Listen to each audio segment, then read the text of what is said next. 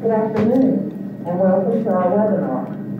I'm Pam Dollar. I'm the Director of the Mississippi Parent Training and Information Center. Before we get started with our webinar, a little bit of housekeeping. I always like to make sure everyone is doing our voice. Because there have been a couple of times we had audio difficulties. If you can, there should be a panel on the right-hand side of the screen.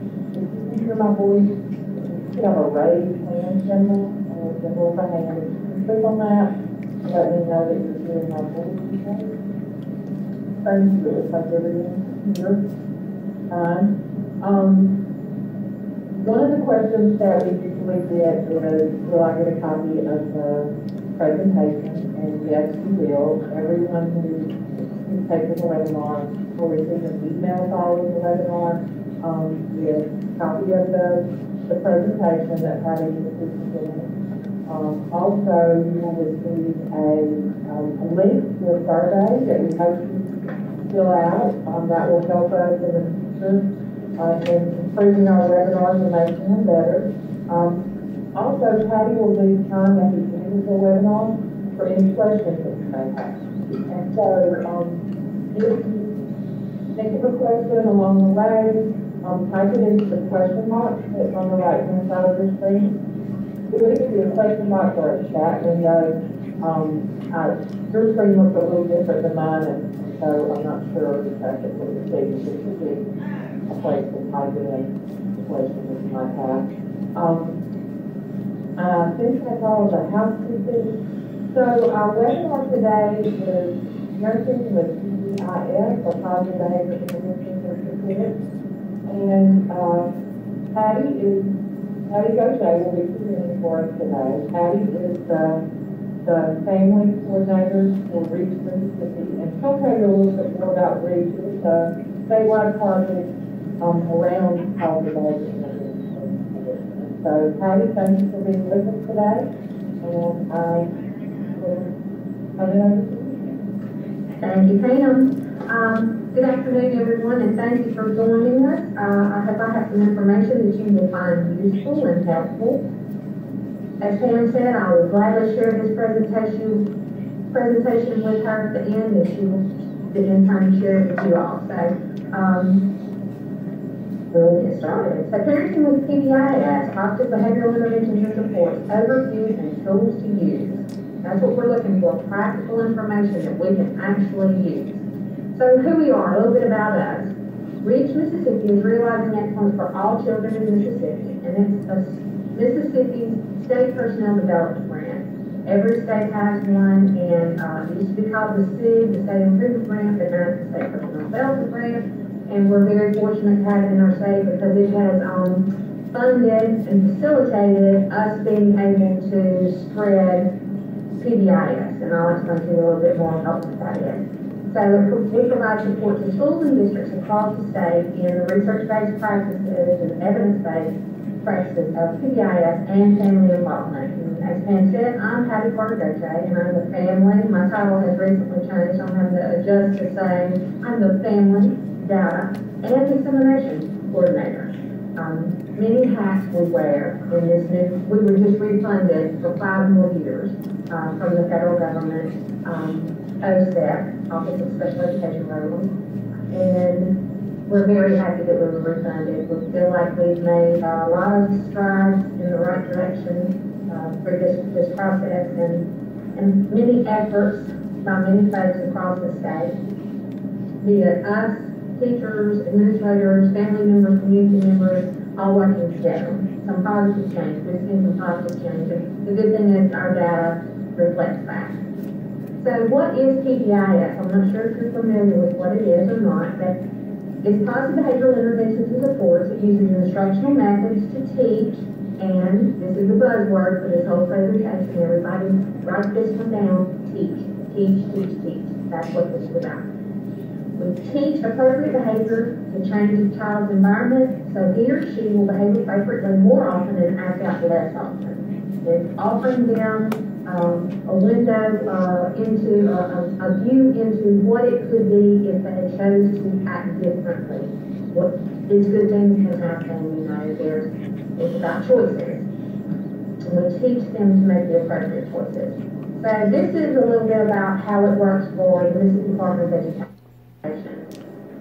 Their responsive intervention, or RTI, if you're familiar with that, this is their essential elements. And under Tier 1, they require a system of behavioral supports at school and district level. Well, we are that. School-wide behavior support plan that addresses the elements of positive behavior support, that's what PBIS is. It is a school-wide approach. That means it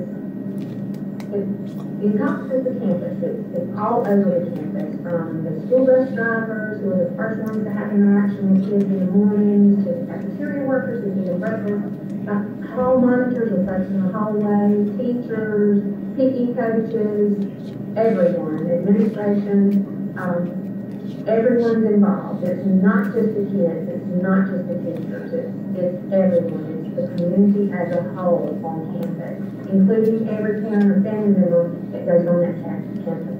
It's a proactive approach, which means we encourage positive behavior and ahead of time. We look for ways and things that might cause bumps in the road for the kids and try to put things in place. It's being proactive. We encourage positive behavior and try to stop misbehavior before it starts by looking at the problem, anticipating the things that might cause problems. It's individualized with unique features of each school. So while it's generic in the fact that it's PBIS, it's positive behavior intervention and support, and the overarching theme and the umbrella is similar. It's the same process, but it looks differently from campus to campus to campus, which is exactly how it should be. There are no two schools that are exactly alike that function the same exact way. So that's what we want. We want each school to have follow its own flavor, its own culture, its own, the feel, the vibe. As long as they are practicing it and working towards fidelity, then it's okay.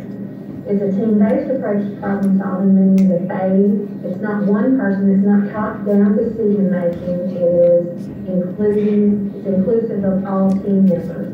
And each school has a team, and we require that each team has family representation, which is a good thing because we know that the family perspective is a very, very important one. And it's data-based decision making, meaning that it is based on that individual school's data. They look at their numbers, they decide to calculate, tally, where they're getting their most write-ups or their ODRs, office discipline referrals, and if it's the cafeteria, then they use that data to say, okay, it happens at this time of day, 3 days a week, what goes on at that time, what can we do, what interventions can we put in place, are they working, then we follow up, and so it's really data-driven, that individual school's numbers and data, and what things are taking place. So outcomes of school-wide PBIS. Well, this is the way we sell it to the principals, the superintendent, the school board.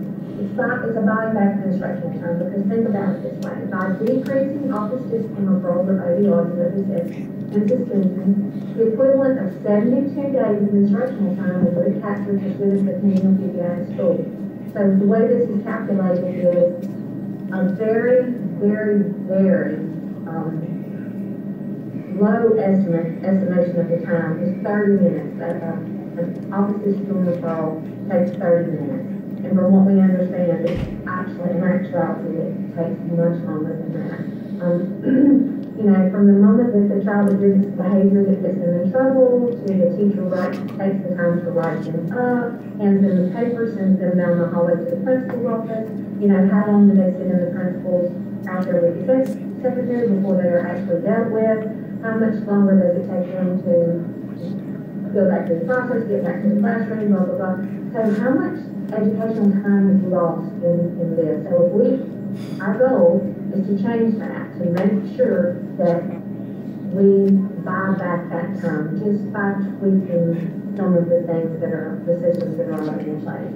It's about creating an environment that is conducive to learning and allowing them as much sync time or learning time as they can possibly get. So, Think about it this way. Remember what our buzzword is. If a child does not know how to read, we teach them to read. If a child does not know how to multiply, we teach them to multiply. If they don't know how to spell or ride a bike or swim or drive a car, what do? We teach them how to do these things. But if a child doesn't know how to behave, typically what is done is we punish them. Think about it. What should we be doing?